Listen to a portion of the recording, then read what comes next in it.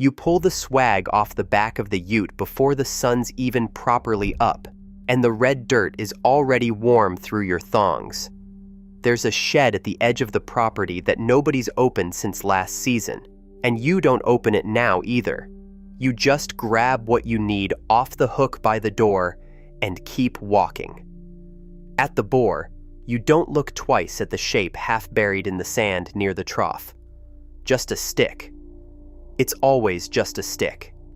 Somewhere behind you, in the long grass nobody's slashed since April, something is holding perfectly still, and it has been watching you the entire time. Out here, that's not carelessness. It's an agreement. Except it isn't. Not really. Not for everyone. Because notice what you didn't do. You didn't say anything. You didn't tell yourself it'd be fine. You just quietly didn't open the shed, and quietly didn't look twice at the stick that might not be a stick, and kept walking anyway. That's the part almost nobody talks about. The Outback runs on 3 words, and almost everyone out here says them at some point. She'll be right. You hear it at the pub, at the servo, from the bloke leaning on the ute who's never once been bitten by anything, and takes that as proof rather than luck. But listen closely to who's actually saying it, and a pattern shows up. It's tourists. It's the newcomers. It's the second-generation station kid who's grown up hearing the phrase so many times he's stopped noticing it's a dare, not a fact. The people who've actually been out here long enough to know better don't say it. They don't announce anything. They just quietly don't reach under that log. They quietly don't swim that water hole after 4. They quietly give the nest in that tree a wide berth without ever explaining why. Their whole relationship with this list isn't a phrase, it's an absence. 100 small refusals nobody notices because nobody's saying anything about them out loud. That's what refuse to go near actually means out here. Not a sign, not a warning, not a story told at the pub. Just the quiet ones, who know, simply not being there. Today we are counting down 12 animals of the Australian outback, ranked not by which one could kill you fastest, but by the gap between what the loud ones say about it and what the quiet ones actually do around it. From the one dismissed out loud as just an ant, while everyone who's been stung twice gives it a 2-meter berth in silence, to the one so quietly dangerous that the silence around it is, statistically, almost earned. Some of these you've driven past without slowing down. Some you've been told are basically harmless by someone who has genuinely never checked. And the one at number 1 carries enough venom to kill 100 grown men. And somehow, that isn't even the most unsettling part of its story. Before we start, if you like content that makes you look twice at country you thought you knew, take a second to subscribe. It genuinely helps the channel. And tell me one thing while you're here. Which stretch of the Outback are you watching this from? Or which one are you finally brave enough to visit? Drop it in the comments. Let's get into the list. Number 12. The bull ant. We begin with the one nobody takes seriously until it's too late to untake it seriously. The bull ant, genus Myrmecia, lives across the entire outback interior, in the leaf litter, under the woodpile, in the loose dirt beside the fence post you just leaned your hand against. Some species grow past 3 centimeters, with jaws built to clamp and hold, while a stinger at the other end goes to work, again and again, for as long as it takes. It doesn't sting once and retreat. It stays attached. Here's the number that should reframe how you think about it.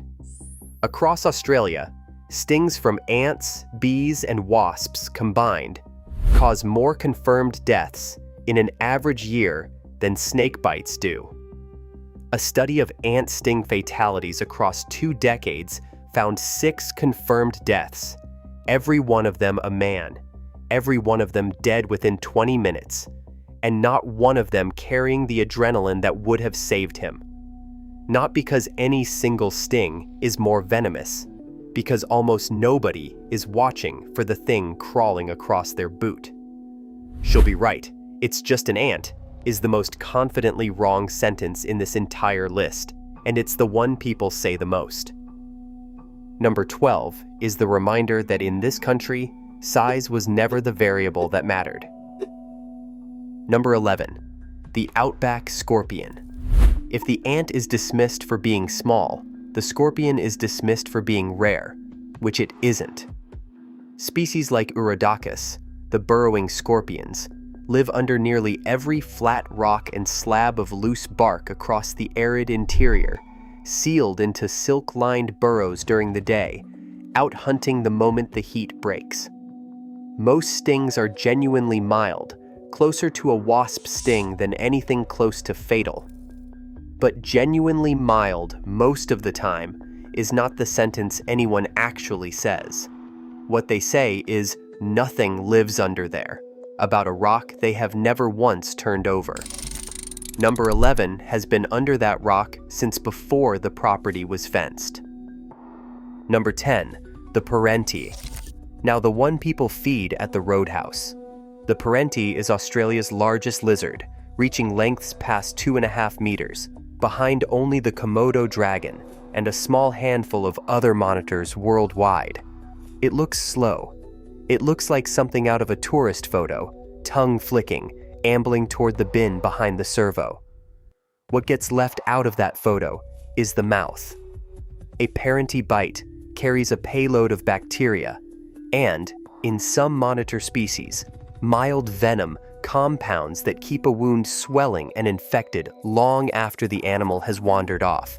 The same basic mechanism that makes a Komodo dragon's bite so feared on the other side of the world. She'll be right. He's tame.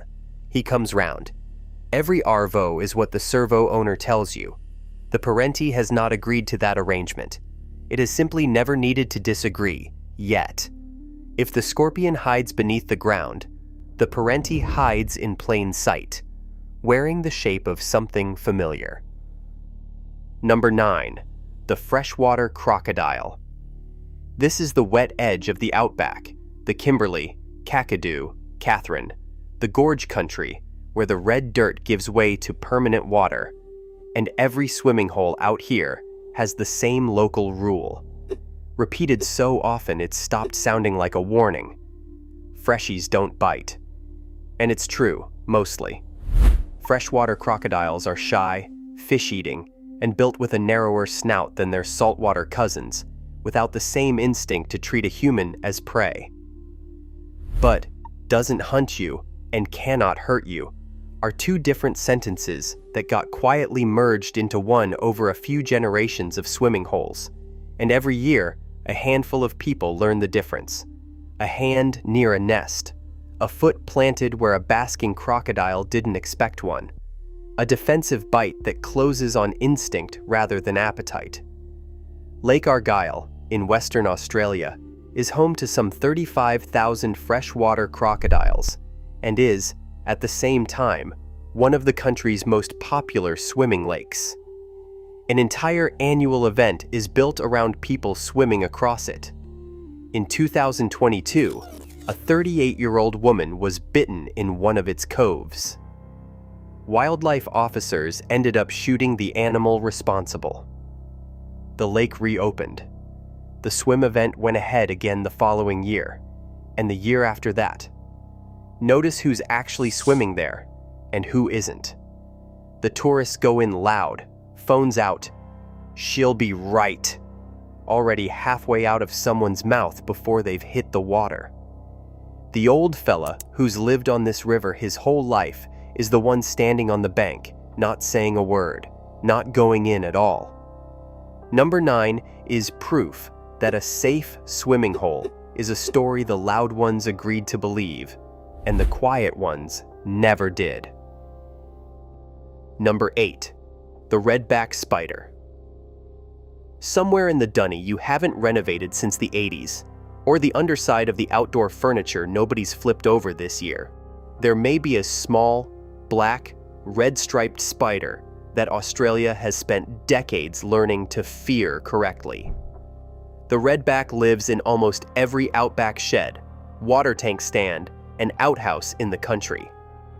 Before an effective anti-venom was developed in 1956, its bite was capable of killing. Since then, hospitals still treat several hundred significant redback envenomations a year nationwide. Proof the danger never left, only the fatality did, and only because of a laboratory, not because of the check the seat before you sit habit everyone claims to actually do. In 2016, that 60-year run nearly ended.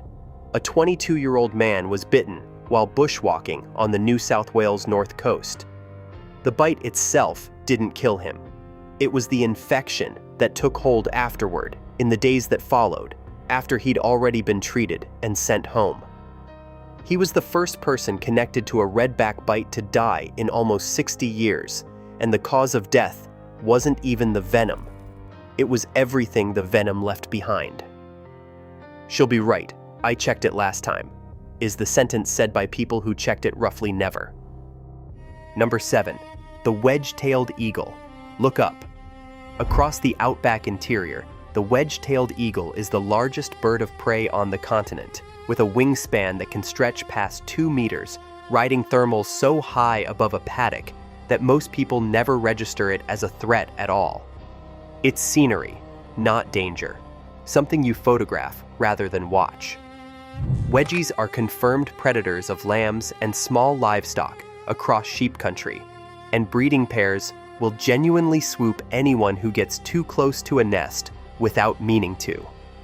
Most people walk away from that with nothing worse than a fright and a story.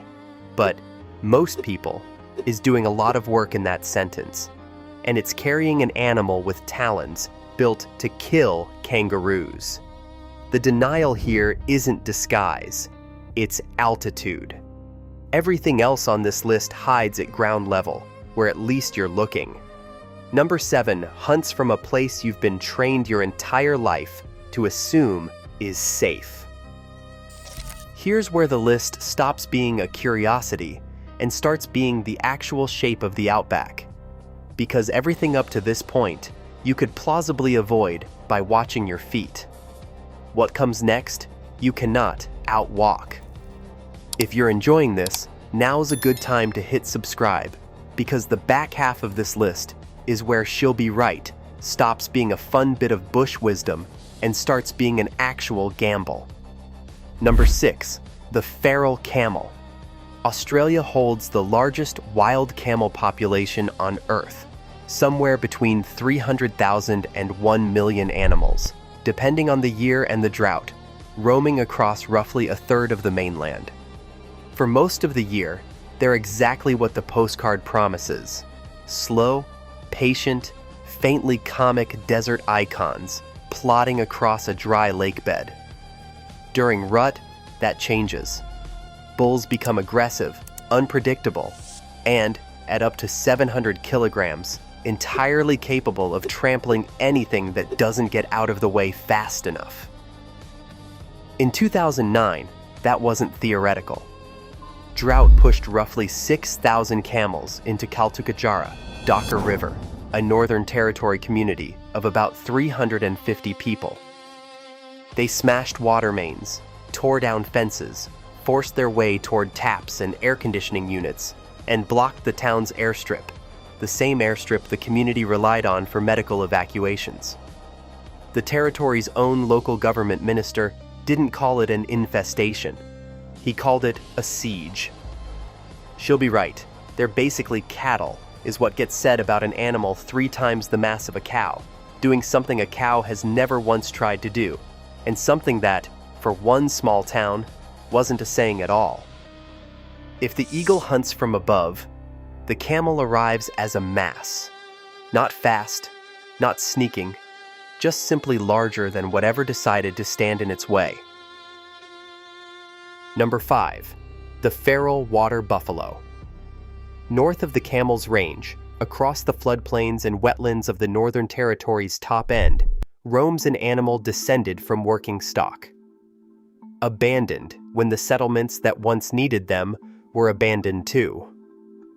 Feral water buffalo now number in the hundreds of thousands, with mature bulls weighing up to 1,200 kilograms, heavier than a small car, armed with horns built for exactly the kind of confrontation nobody plans for. The Northern Territory government's own wildlife literature describes them plainly: large size and often aggressive nature, the kind of understatement only a government document could produce about an animal capable of ending an encounter in one motion. Number 5 hides less than any animal on this list. It stands in open floodplain, visible from a kilometer away, and gets ignored anyway, because it looks like livestock. And livestock is the one category of animal the Outback has stopped watching for entirely. Number 4, the dingo. Australia's only large land predator, and the one this country has spent the longest time deciding not to worry about.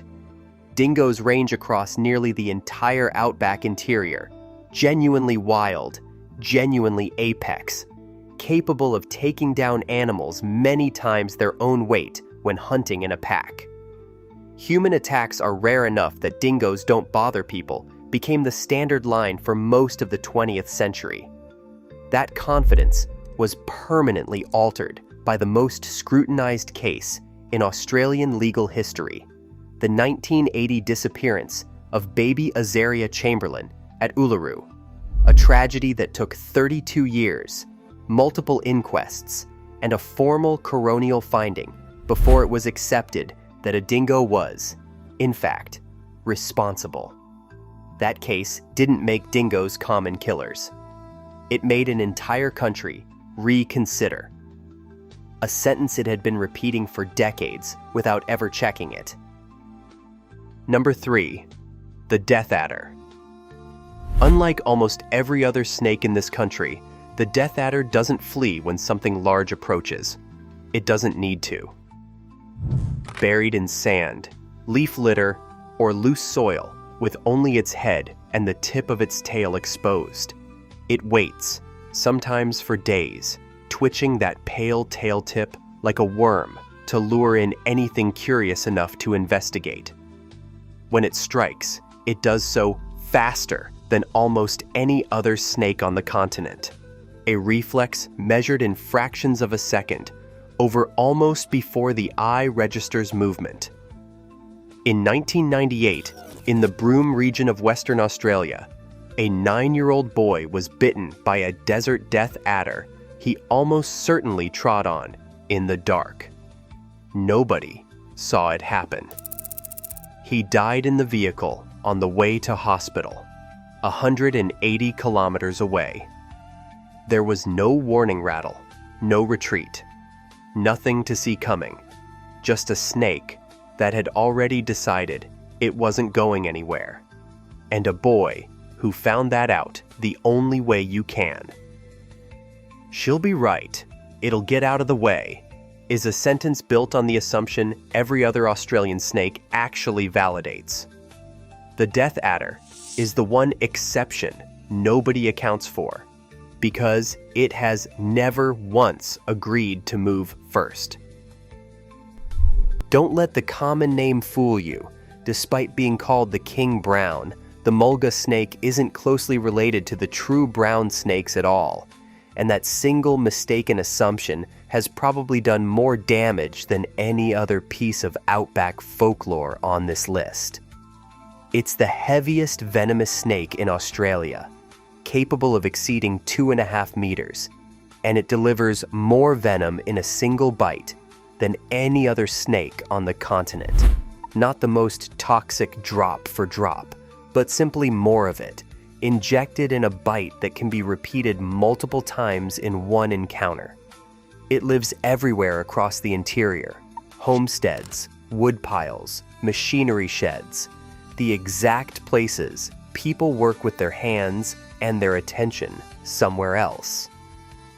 In 2021, near Alice Springs, a 10-year-old girl climbed into her own bed and was bitten twice on the feet by a mulga that had been coiled under the sheets the entire time. She was airlifted to intensive care. The snake had been in the house longer than anyone in it knew. "It's just a brown snake. They're basically all the same," is the sentence responsible for more real, documented envenomations than almost any other piece of misplaced confidence in this entire countdown. Number 2 is what happens when a folk taxonomy, lumping every large tan-brown snake into one mental category, quietly overrides the actual biology standing in front of you. Number 1, the inland taipan. And the most dangerous animal on this list is, by every laboratory measurement, the most venomous land snake on Earth. A single bite from the inland taipan carries enough toxin, drop for drop, to kill up to 100 grown men. It lives across the stony, semi-arid channel country of South Australia and southwest Queensland, in some of the most sparsely populated terrain on the continent. Here is the part the She'll Be Right Treaty was never designed to survive. There has never been a single confirmed human death from an inland taipan bite in the wild. Not one. Every serious envenoming on record, and there have been a handful, happened to someone who was keeping the snake in captivity, holding it, feeding it, putting it back in its enclosure. Not once has a person walking through its actual range in the Channel Country ever been bitten. It's shy. It avoids confrontation. It lives so far from anyone that the mathematics of the encounter almost never gets tested. And the only people who've ever tested it are the ones who brought the snake to themselves. Which means, out of every animal on this entire list, the inland taipan is the one case where "she'll be right" happens to be, so far, actually true. Not because the danger isn't real, but because the two things that make an animal survivable, distance and temperament, both happen to be stacked in our favor, for now, out here, where almost nobody goes. It is the deadliest venom on the continent, held by the animal least likely to ever need to prove it, and the only entry on this list where the Outback's oldest habit of looking away has not yet cost anyone anything at all. Number 1 is 100 lethal doses and a streak of good luck 200 years long. So here's what this list is actually about. Not fear. The Outback is one of the most extraordinary landscapes on the planet, and it rewards exactly the kind of attention most people never give it. It's about two different relationships with the same 12 animals, running side by side, out here, right now. One is loud, said at the pub, said to tourists, said to yourself when you're too tired to check the seat properly. The other doesn't say anything at all. It just doesn't reach under that log. It just doesn't swim that stretch after 4. It just quietly isn't there when the buffalo turns, or the tail flicks, or the shape near the trough decides it isn't a stick after all. The bull ant is still in the leaf litter by the fence post.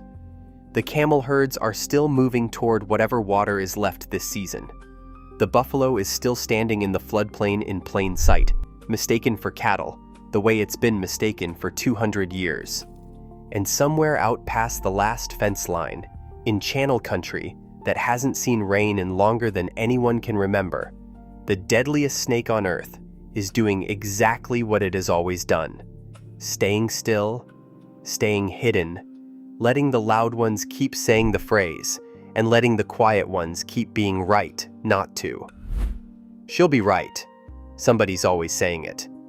The ones who actually know never do. They just aren't there when it matters, and they never once explain why.